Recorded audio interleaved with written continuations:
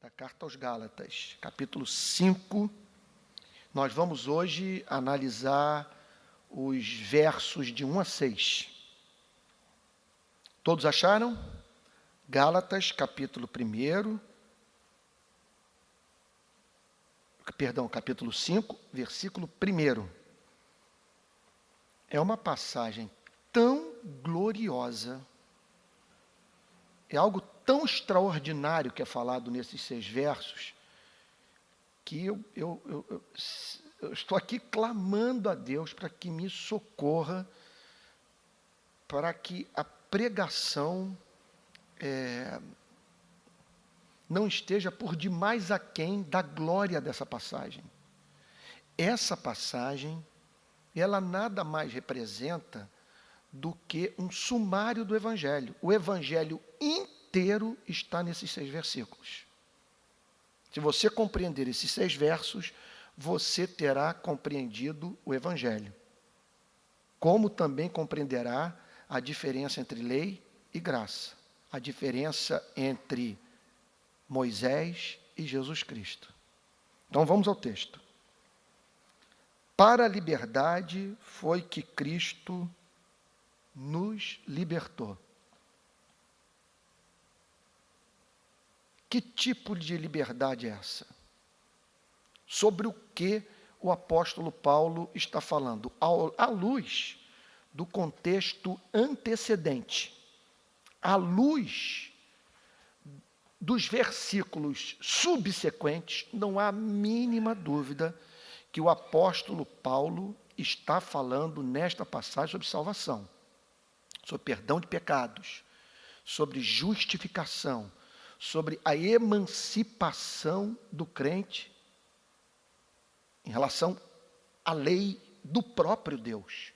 Foi para a liberdade que Cristo nos libertou. Portanto, Jesus Cristo foi enviado pelo Pai a fim de conquistar para nós uma liberdade que não alcançaríamos de uma outra forma. Essa é uma das passagens, portanto, reveladoras do valor incalculável da pessoa e da obra do nosso Senhor e Salvador Jesus Cristo. Ele veio para nos libertar. Nos libertar do quê? Nos libertar de toda a ideia de que é possível o homem chamar a atenção de Deus através de trabalho duro. Que é possível o homem herdar a vida eterna através da obediência. Que é possível o homem ganhar o amor de Deus mediante o cumprimento da lei. E porque isso é uma liberdade, porque é um inferno em vida tentar comprar o amor de Deus através da obediência. Entre o muito que se poderia falar sobre isso, irmãos, basta nós mencionarmos o que significa você viver dia após dia sem saber se obedeceu o suficiente para ser amado. Então, essa é uma extraordinária liberdade, porque ela nos liberta dos terrores da lei. Olha, vou falar uma heresia. É uma liberdade que nos liberta da própria Bíblia. Eu não canso de dizer isso. A leitura das Sagradas Escrituras, sem a proteção espiritual de Cristo, adoece. Nós não podemos nos aproximar desse livro sem um mediador. Não em razão do fato desse livro pedir de nós o que é arbitrário, o que é desumano, o que não faz sentido, o que inviabiliza a vida humana. Mas pelo fato desse livro nos revelar o caráter de Deus, de um Deus que nos chama para vivermos a vida que Ele vive, que é uma vida de amor, o que nós não conseguimos fazer. Então, você se deparar com um livro que o chama para amar e anuncia que quem não amar vai ser julgado pelo Deus do universo, ponto da Bíblia dizer, terrível coisa é cair nas mãos desse mesmo Deus, isso é algo aterrador. É aterrador porque tudo faz sentido, tudo é lógico, tudo é santo, nada é irracional. Está pedindo amor e está dizendo que quem não amar vai ser julgado. E é por falta desse amor que nós não o tratamos com reverência, nós não o amamos, nós não estimamos, não nos submetemos à sua vontade e devoramos uns aos outros. É razoável ele pedir amor, é razoável ele anunciar a manifestação da ira vindoura sobre aqueles que se recusam a amar. Por isso, nós precisamos, ao nos aproximarmos desse livro, de um mediador, de um salvador, de alguém que tenha amado no nosso lugar, de alguém que tenha assumido a nossa culpa e sofrido no seu ser, em nosso lugar, as consequências de uma vida de desamor. Alguém que tenha cumprido a lei por nós, que tenha morrido de modo substitutivo, vicário, expiatório por nós. Então, para a liberdade, Cristo nos libertou, porque Ele nos liberta dos terrores da lei, Ele nos liberta de Moisés, Ele nos liberta daquilo que no Antigo Testamento é temporal, é relativo, fadado a ser substituído por uma norma mais gloriosa. Ele nos liberta do cerimonialismo judaico, da necessidade de fazermos peregrinações, guardarmos dias sagrados, no caso dos homens, de se circuncidarem. Ele nos liberta dos ataques de Satanás. Não há mínima dúvida, uma pessoa sem a compreensão do Evangelho, sem uma vida conectada a Cristo, encontra esse estado de absoluta vulnerabilidade aos ardis de Satanás. É um ser humano sem armadura, sem o capacete. Você consegue imaginar uma pessoa sem o capacete da salvação? Isso significa o seguinte, que diariamente ele vai sugerir a você que você não presta. Ele vai lançar pensamentos sobre sua cabeça e convencê-lo que esses pensamentos são seus. E ele vai tornar vívido o terror do inferno. E vai convencê-lo que você pecou contra o Espírito Santo, que não há mais esperança para a sua vida. E não apenas isso, vai botar pastores, vai botar padres, vai botar bispos, teólogos no seu caminho. E como você não tem o capacete da salvação, vocês me permitem usar o português da rua, esses homens vão deitar e rolar em cima de você, vão arrancar tudo de você, da sua vida, da sua família. Por quê? Basta olhar para a história do catolicismo. Com toda aquela ideia de que você não se aproxima de Cristo sem a igreja. Você não dá um passo na vida. Você precisa da igreja para ser crismado, você precisa da igreja para receber a extrema-unção, você precisa da igreja para casar, você precisa da igreja para ser perdoado, você precisa da igreja para sair do purgatório. Não é à toa que a Igreja Católica se tornou, na Idade Média, a grande latifundiária da Europa. Por quê? Tinha como cabeça de ponte os dramas de consciência, aprofundados pela própria igreja. Não tem como negar isso.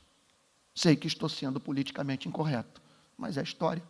E por isso, no próximo mês de outubro, vou me juntar a todos aqueles que celebrarão o aniversário de 500 anos da Reforma Protestante. Então foi para a liberdade que Cristo nos libertou, porque Ele nos liberta do medo da morte, uma vez que nós sabemos que os que foram redimidos ressuscitarão para a vida, porque não é possível que o túmulo retenha aqueles que são objetos de um amor infinito e que mantêm uma relação pactual com Deus baseada no sangue derramado pelo Filho de Deus na cruz do Calvário. Então essa é uma liberdade da religião, é uma liberdade de teologias que adoecem, é uma liberdade que nós conquistamos em relação a nós mesmos, a esse tirano que é a nossa consciência. É liberdade em relação à própria razão e aquilo que ela nos apresenta como razoável. O que a razão nos apresenta como razoável?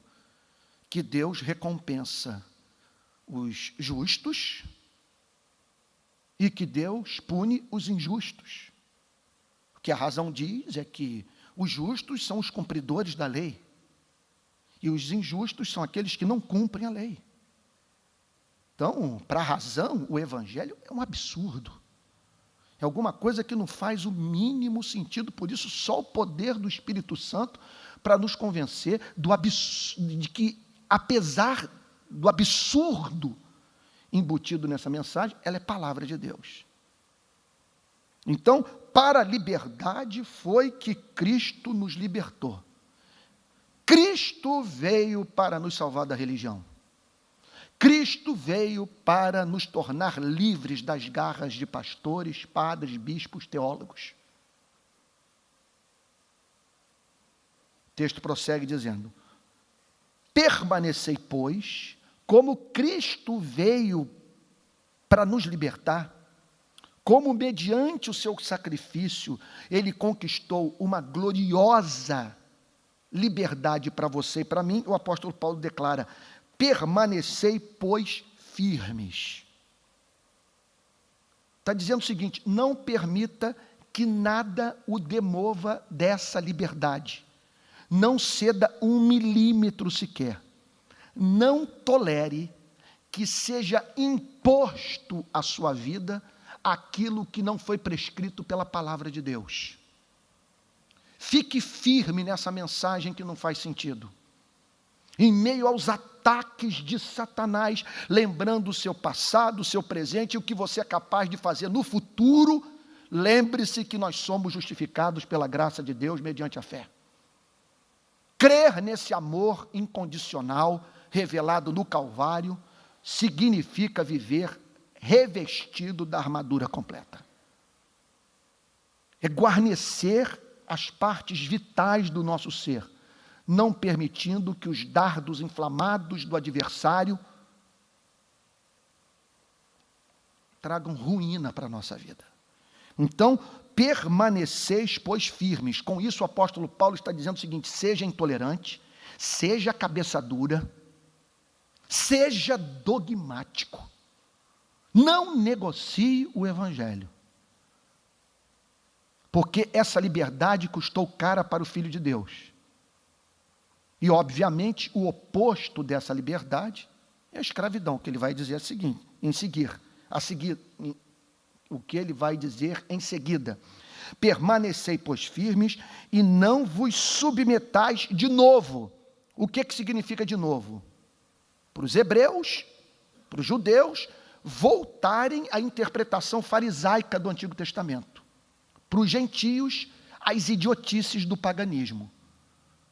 Toda a ideia de que através da prática de tolices você impressiona a divindade. E Deus se torna favorável a você. Não vos submetais de novo a jugo de escravidão. Aí então, quando eu li o comentário de John Stott sobre essa passagem, eu fiz questão de anotar no rodapé da minha Bíblia o que John Stott acredita que a palavra jugo quer nos comunicar. Ele diz o seguinte no seu comentário sobre a carta de Paulo aos Gálatas: o quadro parece ser de um boi arcado sob um pesado jugo. Jugo é aquilo que se põe sobre o dorso de um animal. É aquilo que você vê sobre o pescoço de um cavalo. O que o apóstolo Paulo está dizendo é que a mais leve ruptura com o Evangelho sempre representará um jugo, sempre representará alguma coisa que vai fazer você viver vergado, um peso. Quer dizer, além das lutas da vida, além de você viver num mundo confuso como esse, além das batalhas que você enfrenta no trabalho, no lar, com filhos, além das doenças que ameaçam a sua e a minha saúde, você tem que atravessar esse deserto de serpentes abrasadoras, como diz a Bíblia, com esse fardo da lei sobre os seus ombros. Você está entendendo o ponto? E não vos submetais de novo a jugo de servidão. É uma coisa que oprime e que o torna escravo. Escravo do quê? Escravo de um tirano. Escravo de um Deus que mais se parece com o diabo. Escravo do próprio Satanás, que usa a lei para esbofeteá-lo, para humilhá-lo, para roubar da sua alma toda a liberdade em Cristo, toda a espontaneidade de comportamento, toda a alegria no Espírito Santo. Então isso aqui, gente, é o grito de guerra do protestantismo. Para a liberdade foi que Cristo nos libertou. Que não significa, obviamente, uma libertação do pecado, porque nós temos problemas com o pecado na nossa vida, mas é uma libertação da tirania da lei, dos terrores da lei, que o adversário de nossas almas usa para roubar a sua e a minha alegria. Então o texto diz: permanecei deste modo, como Cristo derramou seu sangue na cruz por você, para que você se tornasse livre. Permanecei, pois, firmes, e não vos submetais de novo a jugo de escravidão. Verso 2. Eu, Paulo, vos digo que, se vos deixar de circuncidar, Cristo de nada vos aproveitará. Meu Deus, dava para ficar aqui a noite inteira meditando nesse versículo. Porque observe o que ele está deixando subentendido aqui. Preste atenção, isso é revolucionário. Preste atenção. É uma coisa, eu fico muito grato a Deus de poder proclamar essas coisas de um púlpito. Eu, Paulo, vos digo que, se vos deixar de circuncidar, Cristo de nada vos aproveitará. Portanto, ele está anunciando um Cristo que é por nós, um Cristo que nos é útil, um Cristo que nos faz bem, um Cristo de cujos benefícios conquistados na cruz nós podemos nos apropriar. Portanto, gente, não é um Cristo contra nós. Está longe de ser um Cristo transformado em juiz, um Cristo severo. Um Cristo que, no momento que você está quebrado sob convicção de pecado, que não sabe o que fazer com sua própria vida diante de tantas fraquezas, se apresenta como um Cristo severo, como um segundo Moisés, como a própria manifestação do diabo. Então vocês vejam o modo de relacionamento do apóstolo Paulo com Cristo, e para o qual ele chamava todos os crentes da Galácia. Olha lá, é um Cristo que comunica vida, comunica paz, comunica perdão, comunica libertação. E por isso, os gálatas não deveriam se sujeitar ao discurso judaizante. E, em especial, a toda a ideia de que Cristo precisa de Moisés para nos salvar. E que a circuncisão é condição indispensável para que um homem seja redimido. Veja que o apóstolo Paulo não fez o que muitos pregadores hoje fariam se estivesse em seu lugar. Ele diz a seguinte coisa: eu não vou, mas de modo algum, em nome do amor, em nome da unidade da igreja, permitir que essa prática, que esse rudimento do mundo, entre na vida da igreja. Porque se vocês abrirem a guarda nesse ponto, vocês terão que receber o pacote inteiro. Se o homem, para ser salvo, tiver que se submeter à circuncisão, se Cristo, portanto, não é suficiente para a nossa redenção, se nós precisamos de Cristo e de Moisés, se nós precisamos da graça de Cristo e do cumprimento das leis cerimoniais judaicas, não é evangelho. Jesus não é Jeová é salvação. Cristo não é o ungido pelo Espírito Santo, enviado pelo Pai para nos libertar do jugo da escravidão. Então ele declara: eu, Paulo, vos digo que se vos deixar de circuncidar, se vocês ouvirem esses homens, se vocês deixarem a sua mensagem os abalar, os demover da sua certeza de salvação, vocês estarão abrindo mão do próprio Cristo. Observe que esses homens não estavam negando Cristo. Eles pregavam Jesus Cristo, mas um outro Cristo. Vejam o que estava acontecendo. Uma comunidade cristã vivia em paz de consciência, havia sido batizada com o Espírito Santo e testemunhara de manifestações inconfundíveis do poder de Deus através dos missionários cristãos. Subitamente aparecem pregadores, chamados de judaizantes, que se miscuem na comunhão da igreja, passando assim a ensinar que aquela paz que os crentes desfrutavam naqueles dias era falsa. Que Paulo estava sendo leviano, tornando as coisas fáceis demais para os pecadores. E dizendo, portanto, que a justificação não é instantânea, não é gratuita, não é mediante a fé somente, que o homem se torna justo mediante um processo de santificação, que a santificação é processual, que o homem é salvo por Cristo e por Moisés, pelo Evangelho e pela lei. Dizendo, que Evangelho? Pois não é Evangelho, não é boa nova, não é notícia maravilhosa que nos leva a dizer quão formosos são os pés dos pregadores do Evangelho, aquele que nos apresenta Cristo juntamente na companhia de Moisés.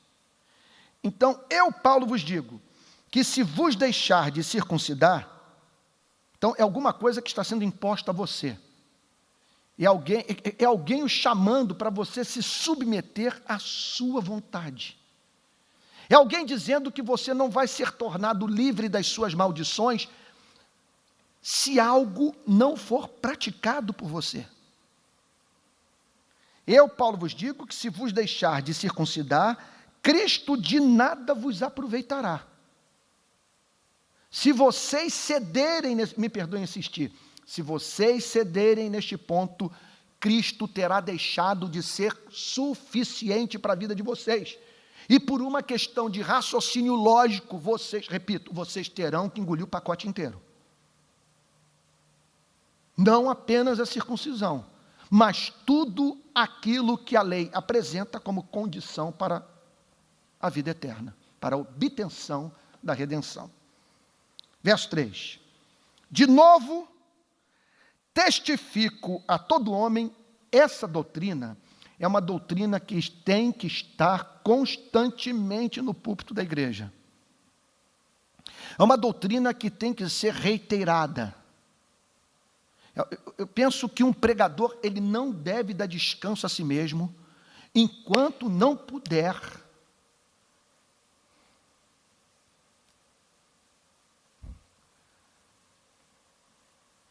chegar à conclusão, essa é a palavra que está me vindo à mente, que essa doutrina foi martelada na cabeça dos crentes. Lutero conta no comentário à carta aos Gálatas, é uma doutrina de difícil compreensão, que é fácil você pregar sobre ela, difícil você vivê-la, você encarná-la, você crê num Deus que perdoa pecados, de um Deus que justifica o pecador, de um Deus que se esquece dos seus pecados do passado, do presente e do futuro. Um Deus que diz, perdoados estão os seus pecados. De novo, testifico a todo homem que se deixa circuncidar, que está obrigado a guardar toda a lei. É aqui que o apóstolo Paulo não queria negociar. Ele estava pronto para negociar a ingestão de carne sacrificada ao ídolo. Ele mesmo, na sua intimidade, não tinha nenhum problema em comer carne sacrificada aos ídolos, porque Satanás não é dono de nada nesse planeta. Ao Senhor pertence a terra e tudo que nela se contém. Contudo, ele entendia que mais importante do que nós afirmarmos a nossa liberdade sobre a vida das pessoas, é nós as amarmos. E mediante o exercício do amor, estabelecermos limites para nós mesmos, a fim de que nossas atitudes não maculem a consciência daquele pelo qual Cristo morreu, mas aquele intransigente. Porque ele entendia o seguinte, se eu negociar carne sacrificada a ídolo, eu não estou interferindo nos fundamentos da fé. Eu não estou mexendo naquilo que é basilar, naquilo que, se for removido, terá descaracterizado por completo o cristianismo. Sabe? O que ele está dizendo aqui é que, quanto a este ponto, de novo testifico a todo homem que se deixa circuncidar, que está obrigado a guardar toda a lei. O que ele está dizendo é que, se ele negociasse esse ponto, ele teria permitido que entrasse na igreja aquilo que transformaria cristianismo em judaísmo.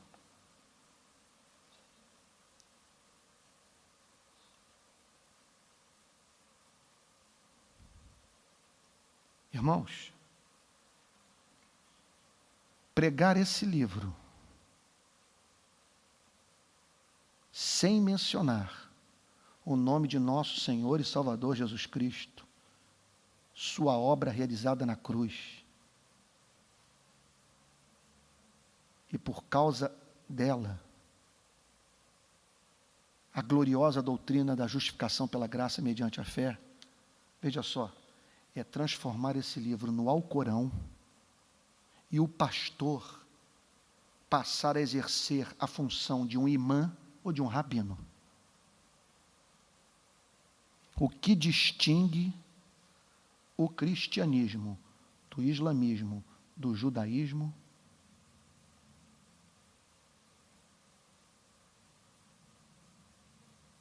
é o absurdo desse amor, dessa graça, que permite a um bandido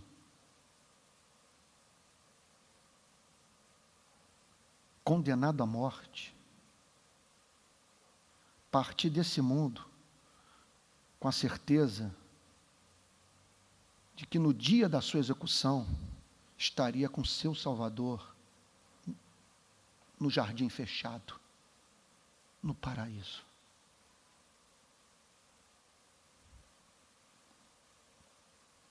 De novo testifico a todo homem que se deixa circuncidar, está obrigado a guardar toda a lei. O que ele está querendo dizer com isso? Qual é o sentido de obrigar? ele está com isso nos levando para o antinomianismo. Ele está dizendo que nós não devemos mais nos preocupar em obedecer à lei. Não há mínima dúvida que não é isso que ele está ensinando.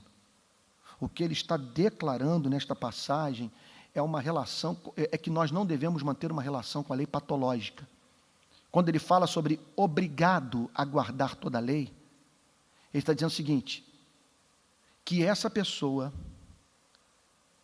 por ter estabelecido para si mesma um pacto com Deus, mediante o qual Deus a abençoa na exata extensão da sua obediência, ela, portanto, impõe sobre si mesma a obrigação de se submeter à totalidade da lei, o que a torna neurótica, o que a torna infeliz,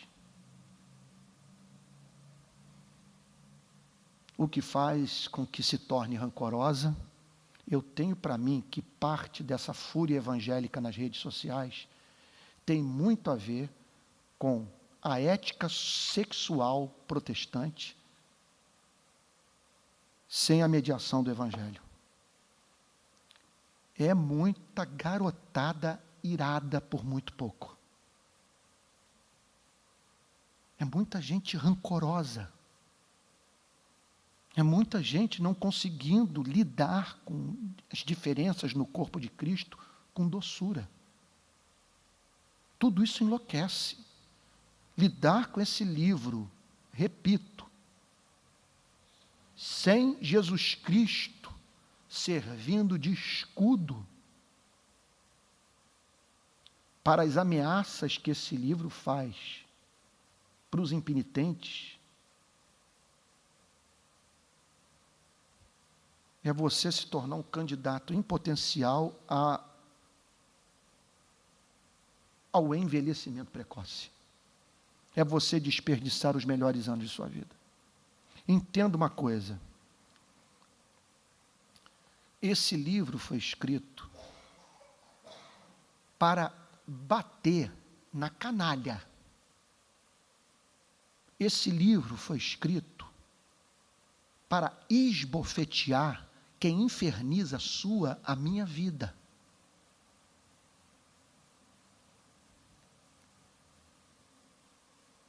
Ou para nos esbofetear quando você e eu infernizamos a vida do próximo.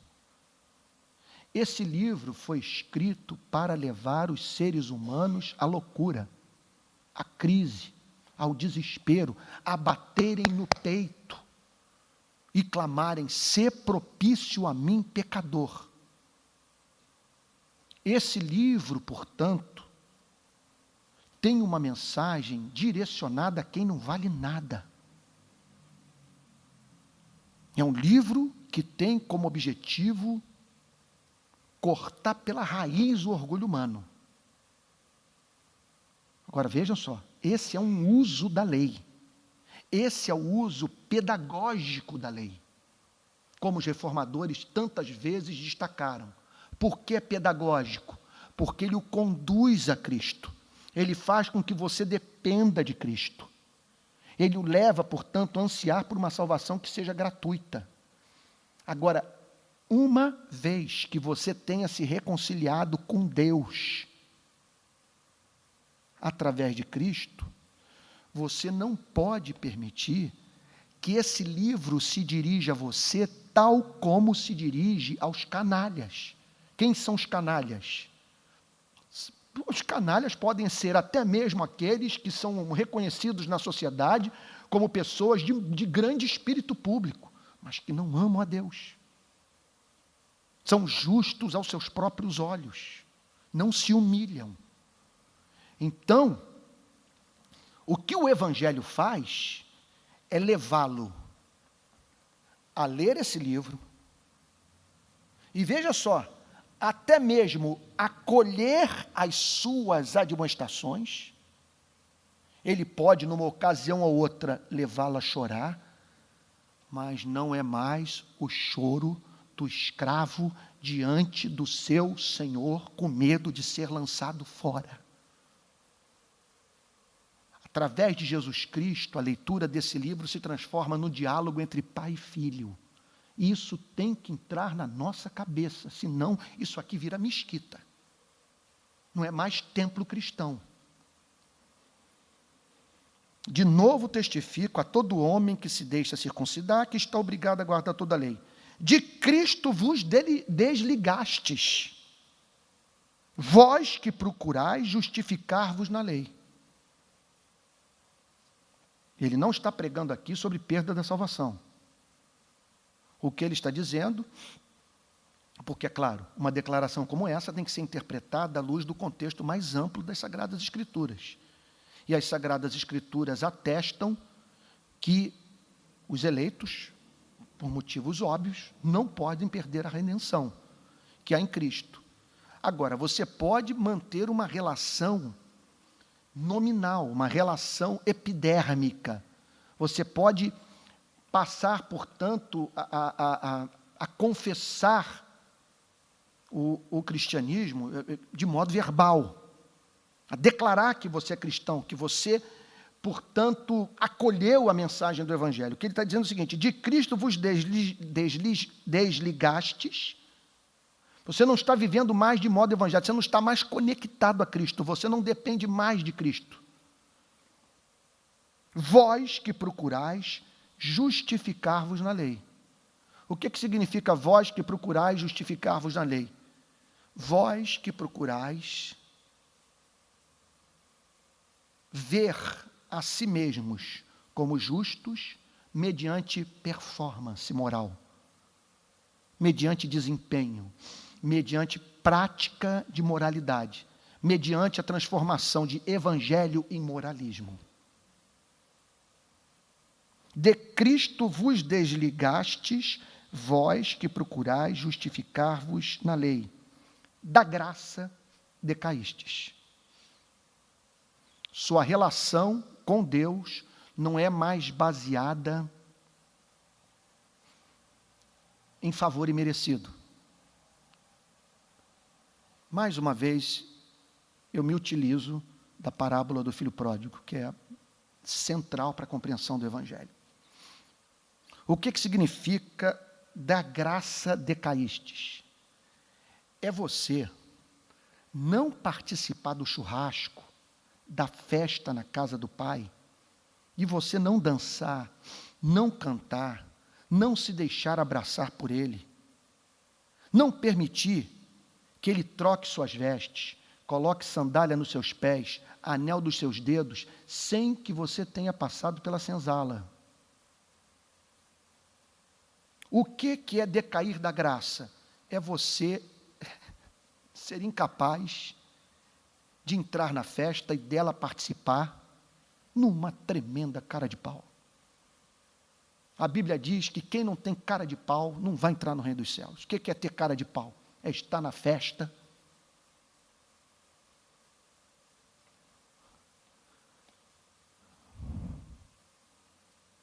participando da celebração, com o ouvido aberto para as declarações do amor do Pai e cerrado para a lei, para a voz de Moisés, para a voz da consciência, a voz da razão, a voz do diabo, a voz da morte, a voz do pastor, a voz do padre, a voz do inferno. Então o Senhor Jesus descreve a fé autêntica como participar daquela festa como se você não tivesse desperdiçado a herança. Crendo que o pai não considera cara de pau, quem voltou para casa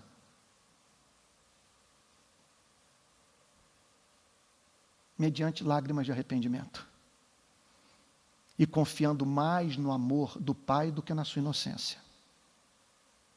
Você está entendendo o sentido da graça decaístes?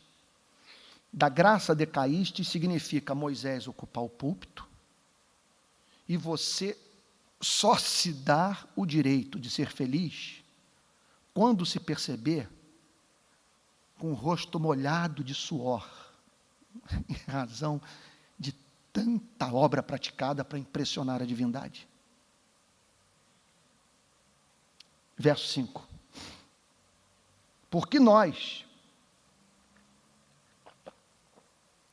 pelo Espírito, aguardamos a esperança da justiça que provém da fé.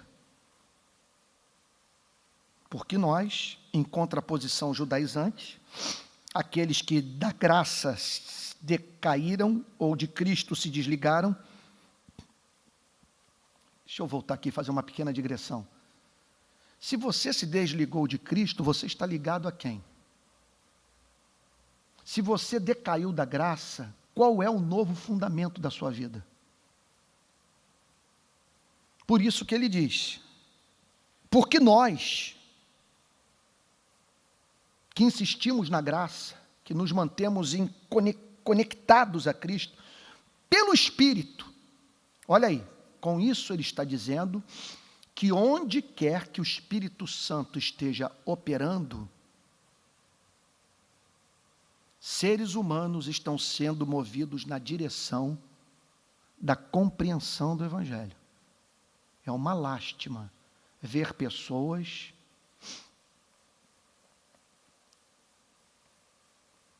capazes de considerar tão somente a obra do Espírito Santo como uma coisa que empurra a igreja na direção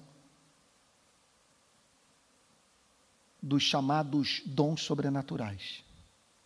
O que o apóstolo Paulo está declarando nessa passagem é que onde quer que o Espírito do Senhor esteja presente, há uma forte compreensão e certeza de coração que Deus perdoa pecados, que o Criador é gracioso, que Jesus Cristo morreu por você e por mim, e que essa salvação é pela graça mediante a fé. Porque nós, pelo Espírito, aguardamos a esperança da justiça. O que é a esperança da justiça? Meu Deus, isso é coisa para ficar a madrugada inteira pensando, orando e de joelhos.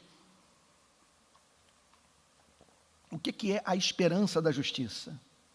É uma esperança que eu passo a ter a partir do momento que eu me considero justo. Porque a justiça faz promessas. A justiça promete que os justos terão suas orações ouvidas. A justiça promete que os justos serão o deleite de Deus. A justiça promete que o túmulo não vai reter os justos. A justiça promete que os justos herdarão a vida eterna.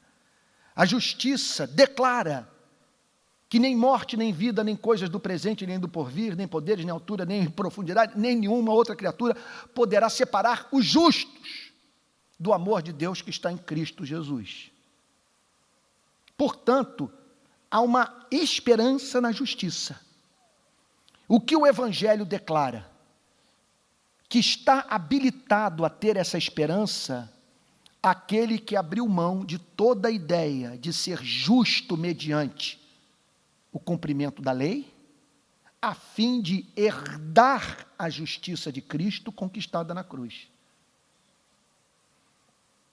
Isso é coisa, gente, é coisa de você ouvir, isso é música, isso é poesia. Sabe, eu não sei, não quero estragar a sua noite. Não sei se você vai ter que viver a experiência que o reverendo Antônio Elias viveu. Eu acompanhei nos seus últimos dias de vida. Perdão. Eu estive com ele em casa e no hospital. E o que eu testemunhei? Um santo de Deus que anteviu a morte. Essa é uma forma de morrer. De Deus permitir que você perceba de modo nítido que sua vida está chegando ao fim. Você pode morrer num desastre de avião. Você pode sofrer um ataque cardíaco fulminante. Ou então você pode viver as experiências vividas por Martim Lutero, anteviu a morte. Martin Lloyd Jones também teve uma batalha com câncer que foi do final da década de 60, de 68 até 83.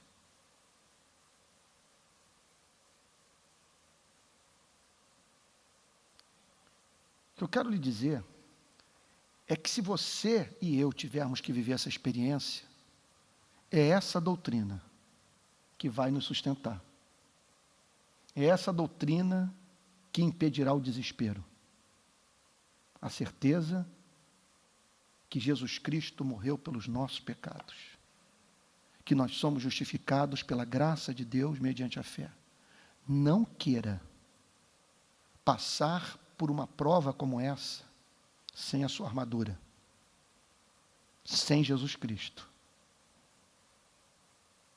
Dependendo da extensão da sua obediência, para ter certeza que você herdará o reino de Deus. Porque nós, pelo Espírito, aguardamos a esperança da justiça que provém da fé. Aqui o evangelho inteiro está nesse versículo. Olha lá. É a esperança da justiça que provém da fé. Então, é uma esperança que eu tenho com relação a algo que a justiça promete. E porque minha mente foi iluminada pelo evangelho, eu passei a entender que eu posso, pela fé, atender às demandas da justiça. E que, portanto, pela fé, eu posso me apropriar das promessas da justiça e assim poder viver com uma sólida esperança no meu coração. Esperança da justiça que provém da fé. O que é a esperança da justiça que provém da fé? É a certeza de que eu sou do meu amado, o meu amado é meu por graça.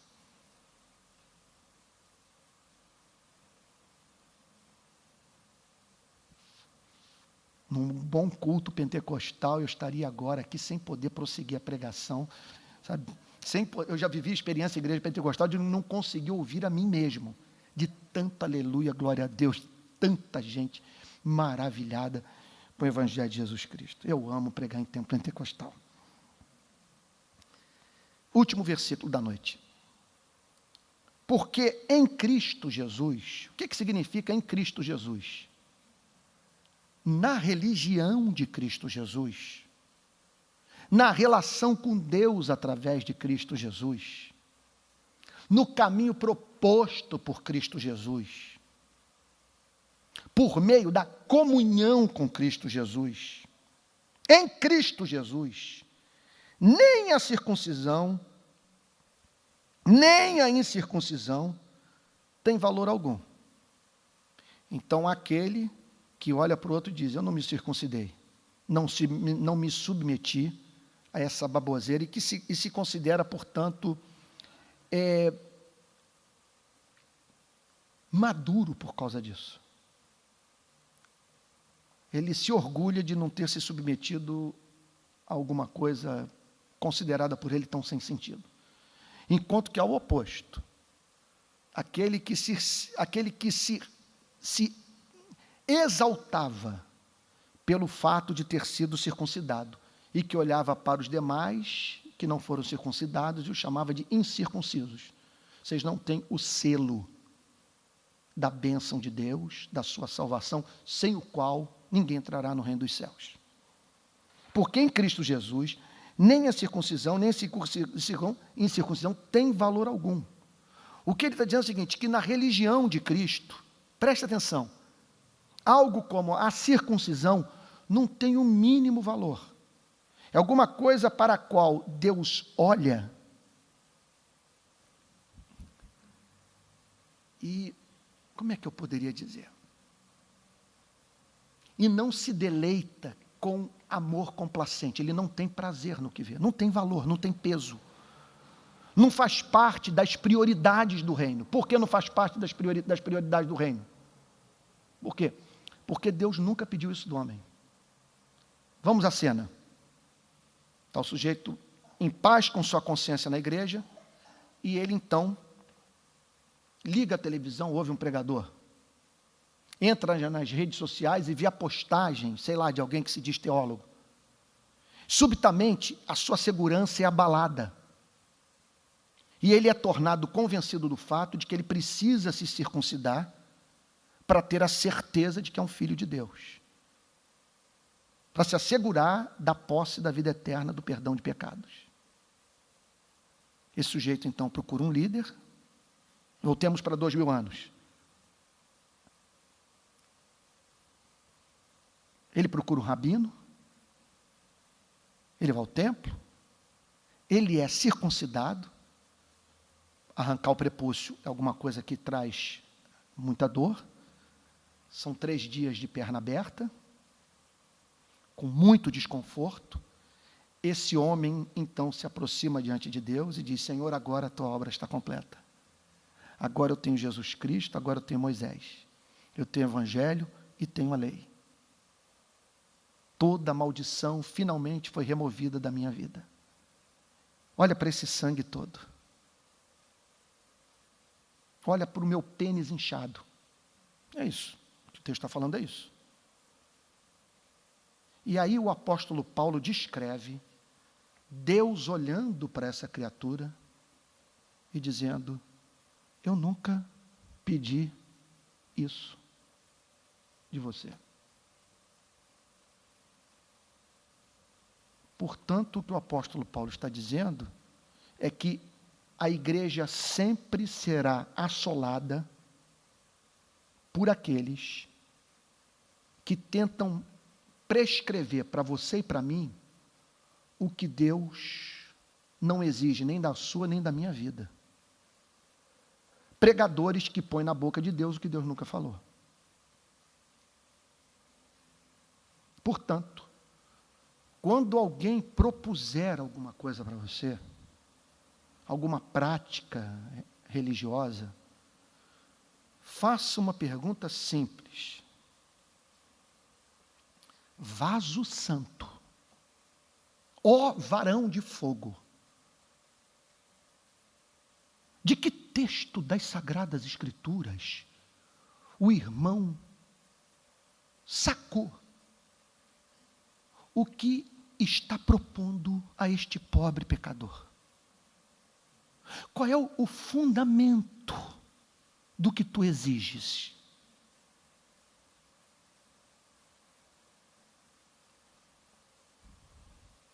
É isso. Na religião de Cristo, a circuncisão não tem valor algum. Não tem valor o que Deus não prescreve, não tem valor aquilo que você faz para impressionar a Deus, para ganhar o seu afeto. O que tem valor na religião de Cristo? Olha o final do verso 6. A fé que atua pelo amor.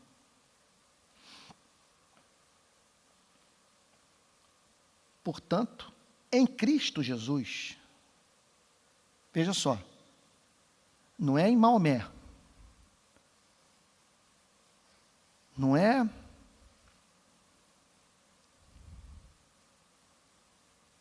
no Antigo Testamento,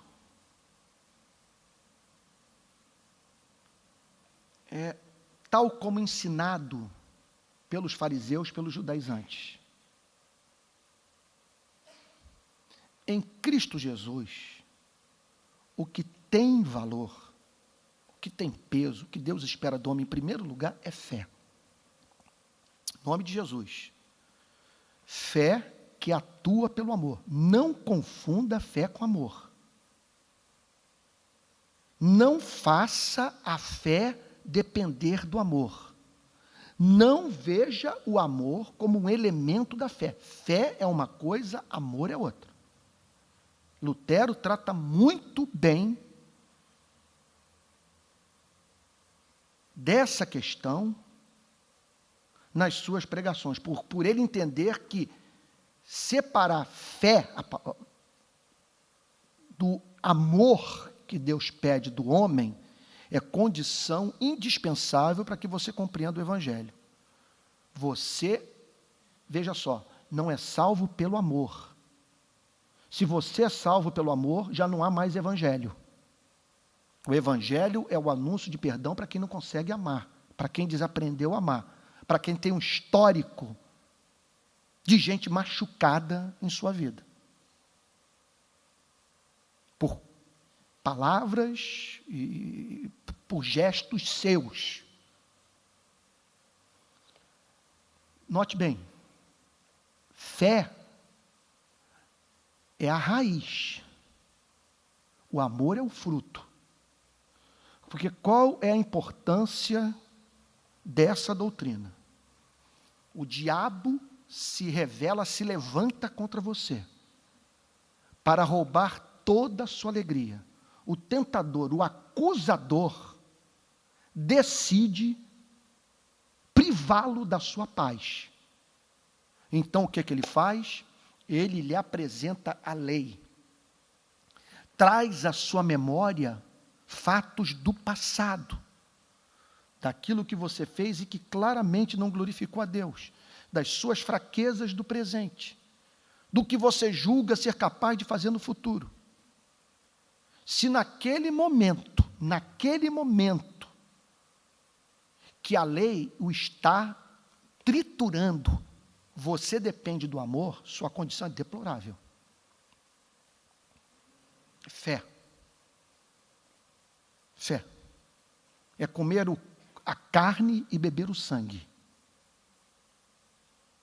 É deixar Jesus botar o peito na frente e absorver os impactos da lei, de Satanás, da religião, do inferno, de Moisés. É você deixar Jesus dizer para você o que disse para a pecadora: onde estão os teus acusadores? Ninguém te condenou, nem eu tampouco te condeno. Vá e não peques mais. Isso é fé. Estão perdoados os teus pecados. Então, nós somos justificados pela fé somente. Esse é o ponto de partida da Reforma Protestante. A Reforma Protestante inteira está estribada sobre essa doutrina. O pecador é justificado pela graça de Deus mediante a fé somente. Não é fé e amor. Mediante a fé somente. Somos salvos pela graça de Deus mediante a fé. O justo viverá pela fé. Essa é a doutrina que o apóstolo Paulo está defendendo na carta aos Gálatas. É o filho que voltou para casa. Não há obra. Simplesmente ele apostou no amor do Pai. Ele creu na bondade do Pai. E voltou com a esperança de ser acolhido. E o foi. Não passou pela senzala. Não pagou o que havia gastado. Simplesmente voltou e, no minuto seguinte, encontrou a si mesmo com anel no dedo, com sandália nos pés, porque só o escravo andava descalço, com vestes novas. E o pai dizendo para todos: esse meu filho estava morto e reviveu. Estava perdido e foi achado. Isso é fé, você se comportar como aquele garoto. Agora, onde quer que esta fé esteja presente, ela vem acompanhada do fruto do amor. Por quê? Tudo foi tornado doce. A alma foi feita leve. Você não tem mais pelo que lutar, você é amado. Você tem um coração do Pai. Seu nome está escrito nas palmas de suas mãos. Você é a menina dos olhos de Deus. Você não se relaciona mais com Deus, você se relaciona com o Pai. E isso torna livre para amar. Isso faz com que o amor se transforme em ambição de um coração grato. O amor não salva, mas é a principal evidência de que um ser humano foi salvo. Ninguém é salvo pelo amor, mas ninguém vai entrar no reino dos céus sem amor. É impossível a fé salvadora ser plantada no coração de um ser humano e este não ser encontrado amando. Impossível. O que tem valor no cristianismo Fé que atua pelo amor. O que me preocupa, especialmente com o chamado setor calvinista do protestantismo brasileiro, é perceber algumas pessoas mais encantadas com o sistema calvinista do que com o próprio Deus. Amando mais a teologia calvinista do que amando o Pai. Amando mais, ou tendo mais prazer em defender os 5 pontos do calvinismo, do que em se preocupar com isso, com o que tem valor. Fé que atua pelo amor. Uma forte consciência de que meus pecados, que os nossos pecados foram perdoados, e uma doçura de alma, uma paz, uma alegria, uma gratidão que move o ser humano a justamente querer ser bom, porque Deus é misericordioso. Por isso que eu não tenho medo de pregar sobre essa doutrina. É claro que num auditório como esse, e espero em Deus que não seja o caso de nenhum só aqui daqueles que se encontram nesta noite, você vai encontrar pessoas que vão abusar dessa doutrina. Você mesmo deve estar pensando, às vezes você prega sobre essa mensagem num culto, e o crente é levado a dizer, mas isso é tudo o que meu filho, meu marido, ou esse irmão aqui, não podiam ouvir. Sabe, eles não podem ouvir uma mensagem como essa, é uma mensagem perigosa. Sabe, eles não valem nada. Pastor, tem que pegar pesado com ele. Outra coisa, meu filho está começando agora, conforme se diz, né, aprumar na vida espiritual. Vem o pastor com essa linguagem, sabe, subversiva, com essa linguagem liberal, sabe, dizendo que então que tudo é fácil, que então você é salvo pela graça de Deus, mediante a fé, e que você não tem mais que se preocupar com os terrores da lei. O que vai ser da vida do meu filho? Sem esse elemento de medo operar no seu coração, sem que ele tema a lei, sem que ele tema a Deus, sem que ele tema perder a sua salvação. O que o Evangelho tem a nos dizer? Que essa mensagem irresponsável tem que ser proclamada. Os eleitos a decodificarão e não se sentirão no direito de serem muito maus porque Deus é muito bom. Pelo contrário, quando essa doutrina é compreendida, você tem uma igreja alegre, uma igreja viva, uma igreja descomplicada e que é encontrada praticando as obras do amor, porque foi conquistada por aquele que a amou primeiro. O seu Deus, na pessoa do seu Filho, o nosso Senhor e Salvador Jesus Cristo. Resumindo, foi para a liberdade que Cristo nos libertou. Permanecei, pois, firmes, e não vos submetais de novo a jugo de servidão. Porque esse Cristo é um Cristo por nós, não é um Cristo contra nós. Que Deus abençoe muito em nome de Jesus. Alguma dúvida?